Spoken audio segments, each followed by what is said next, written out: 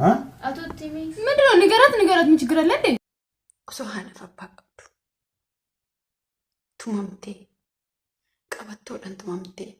لفرار كيسمتي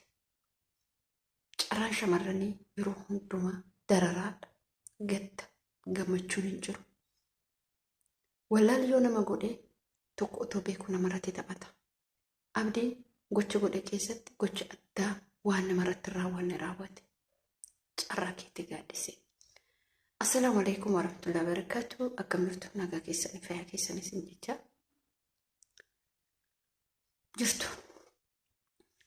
baga jiraattan ammallee jiraadha hordoftoota kiyya ammallee jiraadha baay'ee isin galateeffadha dhuguu baay'ee isin galateeffadha na jajjabeessitanii subscribe na gochaa jirtanii jabaadha isin jechuu barbaada viidiyoo kanarratti maal dubbachuu barbaade shamarran yeroo hundaayyuu xungurfamtuudha yeroo hundumaayyuu jecha jedhaniini yeroo hundumaayyuu duyda isii kutan tokko si tumee simidhe sibiraa deema tokko ilma sirraa argatee si jibbee si gatee deema tokko immoo si fuudhee si gatee deema tokko immoo rakkatee haadhaaf abbaa isaa biraa bahee mana namaa taa'ee gubata fakkeenya jaalalaa jedhama malee jaalalaa miti akka gaaddisee abdiin gochaa irratti godhe sun waan addaa waan nama jibbisiisu ilmoo daa'imaa mucaantu yoo dhugaa dubbannetti arrabsuu qofa odoo hin taane yaadan qabdu daa'imummaa qabdi daa'imummaa ishee kana keessatti obboleeyyan kiyya obboleettii teessa fuudhu obboleettii ati yaada qabda ati mana namaa daleedda gaafa waa yaadadha mucaa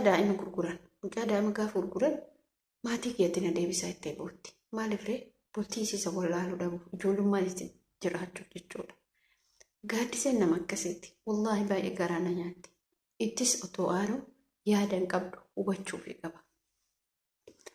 abdiin mucattii tana fuudheen fuudhu ofiin oofu isiin rakkoo cimaatu isii harka jira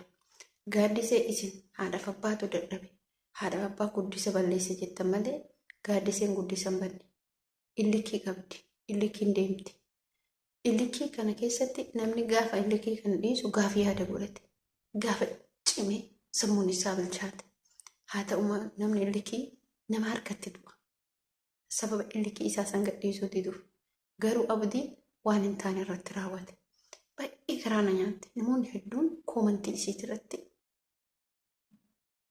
ana akkamitti koomantii isan barreessitan bakka garaa na nyaatti dhugumatti maaliif isii rakkoon isii maatii isii gidduu jiru rakkoo cimaadha rakkoo xiqqishoo miti obboleeyyan kiyya maatiin ilma ofiin jibbu hijiitii isa bira teettuuf abdiin hin beeka gaaddiseef abdiin maatii isii qofatu beeka garuu isin warroonni koomantii akka mucattiin kun maraattu maaliif gootan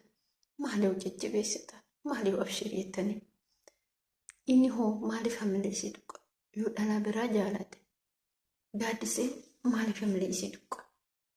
maal erga tumuun hin oolle maa cufateen tumin maal viidiyoo isii waraabee gadhiisa hin tuma maal viidiyoo isii gadhiisa obboleeyyan kiyya asii dubbatanii waa'ee gaaddisii baay'ee garaa nama nyaata isinitti hasaasa wallahi garaa nama nyaata